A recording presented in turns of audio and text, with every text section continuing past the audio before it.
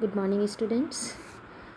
आज हम देखेंगे क्लासिफिकेशन ऑफ डेटा यानी कि आंकड़ों का वर्गीकरण। पहले हम देख चुके हैं कि प्राथमिक और द्वितीयक आंकड़े किस प्रकार से एकत्रित किए जाते हैं। आज हम देख रहे हैं एकत्रित आंकड़ों का वर्गीकरण क्या है और क्यों हम इस प्रकार का वर्गीकरण करते हैं। आप जानते हैं कि कोई भी रिसर्चर जब किसी समस्या से संबंधित आंकड़े एकत्रित करता है तो प्रारंभ में वे इस रूप में नहीं होते हैं कि उनसे हम कोई निष्कर्ष निकाल सकें। वे एक बहुत बड़े समूह के समान होते हैं जिसमें आवश्यक और अनावश्यक सभी प्रकार के आंकड़े सम्मिलित होते हैं। इस प्रकार एकत्रित आंकड़ों से निष्कर्ष निकालने के लिए यह बहुत ज़रूरी हो जाता है कि उनका व्यवस्थीकरण किया जाए, उन्हें ऑर्गेनाइज किया जाए।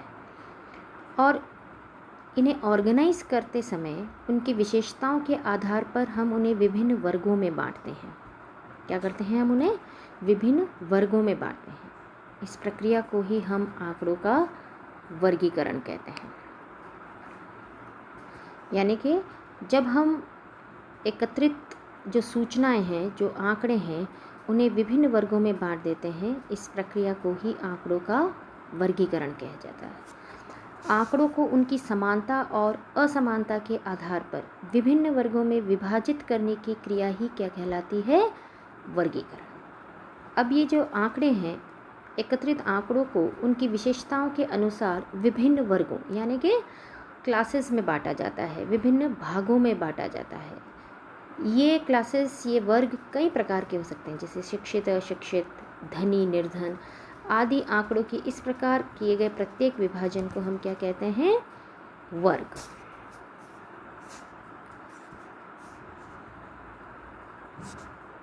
वर्गीकरण के उद्देश्य हम देखेंगे, लेकिन उससे पहले हम ये जानना चाहेंगे कि ये जो क्लासेस हैं ये किस प्रकार से बनाई जाती है, अर्थात विभिन्न वर्ग कैसे बनाए जाते हैं। इसके लिए हम एक उदाहरण ले सकते हैं। जैसे मान लीजिए कि आपको किसी सोसाइटी जिसमें कि 100 परिवार रह रहे हैं, 100 फैमिलीज़ रह रही हैं, आपको उनकी आय, व्यय, शिक्षा, परिवार का आकार आदि से संबंधित आंकड़े एकत्रित कर लिए। परंतु इन आंकड़ों से आपको तब तक कोई निष्कर्ष नहीं निकाल पाएंगे जब तक कि यह मालूम नहीं हो जाता कि इनमें से कितने परिवार शिक्षित हैं, कितने अशिक्षित हैं, कितने परिवारों की आय 10,000 रुपये महीने से अधिक है, कितने परिवार ऐसे हैं जिनकी 10,000 रुपये से भी कम है।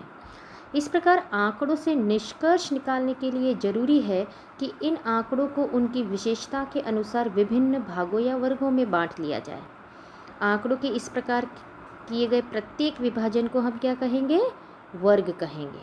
इस क्रिया को, जिसके द्वारा आंकड़ों को उनकी समानता या असमानता के आधार पर विभिन्न वर्गों में विभाजित किया जाता है, वर्गीकरण कहा जाता है। That means the classification is the grouping of related facts into different classes. ये कैसी प्रक्रिया है? यानी वर्गीकरण के द्वारा समान और असमान आंकड़ों को विभिन्न वर्गों में क्रम के अनुसार प्रस्तुत किया जाता है, यानी कि कोई क्रम होना चाहिए। तो हम क्या देख रहे हैं? आंकड़ों में मुख्यतः 2 विशेषताएं होनी चाहिए। ये 2 विशेषताएं किस प्रकार की होंगी? पहला कि आंकड़े विभिन्न वर्गों में बांटे गए हों। उदाहरण के लिए जैसे शिक्षित, अशिक्षित,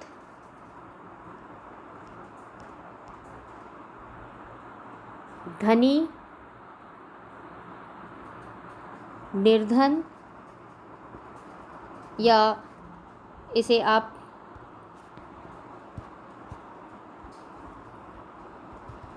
विवाहित, अविवाहित, कई प्रकार से विभाजित कर सकते हैं।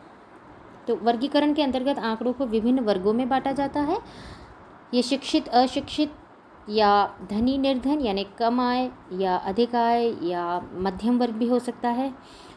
तो इस प्रकार से वर्गों में बांटा जाता है। दूसरा, वर्गीकरण में इकाइयों का विभाजन समानता और असमानता के आधार पर किया जाता है। सभी समान इकाइयों को एक वर्ग में रखा जाता है।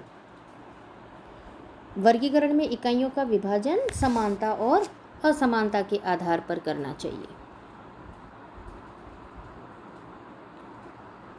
अब हम देखेंगे वर्गीकरण के उद्देश्य क्या हैं, यानी कि किस प्रकार से वर्गीकरण किस उद्देश्य से किया जाता है। What is the principal objective of classification of data. इसका मुख्य उद्देश्य आंकड़ों की विभिन्न विशेषताओं को ज्ञात करना और उन्हें स्पष्ट रूप से प्रस्तुत करना है। बच्चों, आप देखेंगे हम बात कर रहे हैं कि वर्गीकरण इसलिए भी किया जाता है ताकि आंकड़ों को संक्षिप्त और सरल बनाया जा सके, यानी कि हम आंकड़ों को बहुत ब्रीफली और सिंपल वे में प्रेजेंट कर पाएँ। आप पहला ये देख सकते हैं कि हम आंकड़ों को क्या कर पाएँ, संक्षिप्त और सरल रूप में प्रस्तुत कर पाएँ। तो आंकड़ों को इस प्रकार से प्रस्तुत करने के लिए उनका वर्गीकरण आवश्यक हो जाता है। दूसरा है विभेदकारी, यानी डिस्टिंक्टिवनेस। वर्गीकरण विभेदकारी होता है, अर्थात इसके आधार पर वर्गीकरण के माध्यम से हम आंकड़ों के विशिष्ट अंतर को स्पष्ट कर पाते हैं। तो दूसरा हमने क्या देखा कि आंकड़े कैसे होने चाहिए, विभेदकारी होने चाहिए, यानी डिस्टिंक्टिवनेस होनी चाहिए उसमें। तीसरा है कि वर्गीकरण इसलिए भी किया जाता है ताकि आंकड़ों को हम तुलना करने योग्य बना पाएँ। अब ये तुलना करने योग्य क्या है कि यदि हम समान और असमान में तुलना नहीं कर पाएंगे तो उस वर्गीकरण का कोई फ़ायदा नहीं है। तो इतनी बड़ी मात्रा में या बड़ी संख्या में जब हम आंकड़े एकत्रित कर लेते हैं तो उन्हें कंपैरेबल बनाने के लिए, उन्हें तुलना करने, उनमें कंपैरेबिलिटी लाने के लिए वर्गीकरण किया जाता है, ताकि हम विभिन्न प्रकार के आंकड़े के जो समूह बना लिए, जो विभिन्न वर्ग बना लिए हैं, उनमें तुलना कर पाएँ। जैसे शिक्षित और अशिक्षित, शिक्षित की आय और अशिक्षित की आय में तुलना करना संभव हो पाए, या परिवार के आकार और परिवार की शिक्षित और अशिक्षित जो स्तर है उसमें हम तुलना कर पाएँ, परिवार के आकार और पारिवारिक आय जो है परिवार की उसमें तुलना कर पाएँ। इसके लिए उन आंकड़ों को तुलना करने योग्य बनाने के लिए भी वर्गीकरण आवश्यक है। चौथा जो उद्देश्य है वर्गीकरण का, कि जो एकत्रित आंकड़े हैं, जो विभिन्न सूचनाएं हम एकत्रित कर चुके हैं आंकड़ों के रूप में, उन्हें वैज्ञानिक आधार प्रदान करना। वैज्ञानिक आधार यानी कि हम उसको एक साइंटिफिकली अरेंज करना चाहते हैं, व्यवस्थित रूप में वैज्ञानिक आधार प्रदान करना। बच्चों, वैज्ञानिक आधार क्यों प्रदान करना है? ताकि एकत्रित सूचनाओं की विश्वसनीयता बढ़ जाए, ऑथेंटिसिटी बढ़ जाए, उनकी रिलायबिलिटी बढ़ जाए जब हम उन्हें प्रूव कर पाएँ।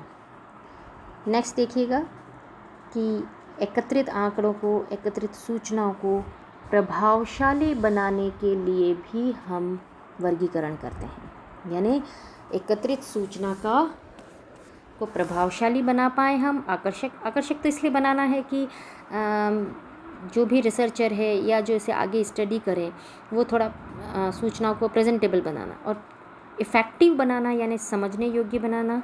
इसकी सहायता से आंकड़े, वर्गीकरण की सहायता से आंकड़े हम इफ़ेक्टिवली प्रेजेंट कर पाएँ, उसकी इफ़ेक्टिवनेस को शो कर पाएँ। इसके लिए वर्गीकरण आवश्यक है। नेक्स्ट हम देख रहे हैं एक अच्छे वर्गीकरण की मुख्य विशेषताएं क्या हैं। अच्छे वर्गीकरण का मतलब ये है कि वर्गीकरण किस प्रकार का होना चाहिए। पहला है व्यापकता। व्यापकता यानी कॉम्प्रहेंसिवनेस।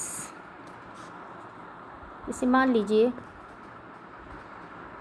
कि हमने आंकड़ों का वर्गीकरण किया है, तो किस प्रकार से किसी समस्या से संबंधित आंकड़ों का वर्गीकरण इतना व्यापक होना चाहिए, यानी कि इतना ब्रॉड होना चाहिए कि उस समस्या के संबंध में एकत्रित किए गए सभी आंकड़े, यानी सभी प्रकार की सूचनाएं किसी न किसी वर्ग में, यानी क्लास में, जो हमने विभिन्न भागों में उन आंकड़ों को बांटा है, उसमें अवश्य आ जाए। कोई भी इकाई वर्गीकरण से बाहर नहीं रहनी चाहिए। तो आंकड़ों का वर्गीकरण करते समय हमें ये ध्यान रखना चाहिए, या यूँ कहिए कि वर्ग बनाते समय, डिफरेंट क्लासेस में उन्हें क्लासीफाई करते समय हमें ये ध्यान रखना होगा कि सभी प्रकार की सूचनाएं किसी न किसी वर्ग में अवश्य आ जाए।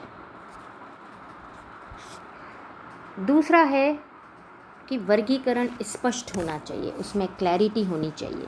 वर्गीकरण करते समय यह स्पष्ट होना चाहिए कि कौन सी इकाई किस वर्ग में रखी जाएगी, यानी कि किसी प्रकार का कोई कन्फ्यूज़न नहीं होना चाहिए या कोई ऐसा आंकड़ा नहीं होना चाहिए कि जो 2 वर्गों में जा सके। विभिन्न वर्ग भी इस प्रकार निर्धारित किए जाने चाहिए कि उनमें सरलता और स्पष्टता हो। तीसरा एक जो विशेषता है जो बहुत आवश्यक है कि सजातीयता होनी चाहिए, होमोजेनिटी होनी चाहिए। प्रत्येक वर्ग की सभी इकाइयाँ, चूँकि हम समान गुण वाले इकाइयाँ रख रहे हैं एक ही वर्ग में, तो प्रत्येक वर्ग की सभी इकाइयाँ समान गुण वाली होनी चाहिए। जैसे शिक्षित वर्ग में वे इकाइयाँ रखी जानी चाहिए जो शिक्षित हो। चौथी इसकी जो विशेषता है वो है अनुकूलता, सुटेबिलिटी। सुटेबिलिटी यानी प्रत्येक वर्ग की सभी इकाइयाँ समान गुण वाली होनी चाहिए। सजातीयता जो है कि समान गुण को बता रही है। सुटेबिलिटी यानी कि वर्गों का जो निर्माण है, जब हम वर्ग बना रहे हैं, क्लासेस जो हम डिसाइड कर रहे हैं कि किस प्रकार का वर्ग बने, तो इन वर्गों का निर्माण अनुसंधान के उद्देश्य के अनुकूल होना चाहिए। यहाँ अनुकूलता से क्या तात्पर्य है? जैसे मान लीजिए कि हमें किसी फैक्ट्री या फर्म के वर्कर्स हैं, उनकी आय और व्यय ज्ञात करने के लिए, अब हमें जब आय और व्यय ज्ञात करनी है तो वैवाहिक स्थिति या वजन के अनुसार वर्गीकरण करना गलत होगा, क्योंकि वजन का और आय व्यय का कोई एक रेलेवेंट रिलेशन हम नहीं दे सकते। इसी प्रकार से मैरिड और अनमैरिड, और उसके साथ हम यदि उनके इनकम स्टेटस को जोड़ते हैं, तो हमें आय व्यय ज्ञात करना है तो आय व्यय के विभिन्न स्तरों को और विभिन्न मदों को उसमें शामिल करना होगा। यानी कि हमें वर्गीकरण करते समय अनुकूलता रखनी होगी। इसे आप इस प्रकार से भी समझ सकते हैं, जैसे मान लीजिए कि हम गेहूं के उत्पादन की बात कर रहे हैं और गेहूं के उत्पादन पर कोई इफ़ेक्ट देखना चाह रहे हैं, विभिन्न वर्गों में बांट रहे हैं। अब हम जब संबंध जानना चाह रहे हैं तो उत्पादन और वर्षा यानी जो रेनफॉल है, एवरेज रेनफॉल है, उसमें हम संबंध देख सकते हैं। इसी प्रकार से हम टेम्परेचर के साथ भी देख सकते हैं। लेकिन प्लांट की या जो फार्मर है उसकी एज के साथ हम प्रोडक्शन को नहीं जोड़ सकते। तो कुल मिला के जब भी हम कोई वर्गीकरण करें तो उनमें सुटेबिलिटी यानी अनुकूलता होना अत्यंत आवश्यक है। नेक्स्ट है कि हम जब भी वर्गीकरण करें उनमें स्टेबिलिटी होनी चाहिए, स्थिरता होनी चाहिए। आप आगे देख रहे हैं कि फ्लेक्सिबिलिटी होनी चाहिए, और पहले हम बात कर रहे हैं स्टेबिलिटी की, तो इसमें आप फ़र्क समझिएगा। एक प्रकार की जांच के वर्गीकरण का आधार एक जैसा होना चाहिए। प्रत्येक जांच के साथ आधार नहीं बदलना चाहिए। ये स्थिरता का तात्पर्य है कि जैसे मान लीजिए कि हमने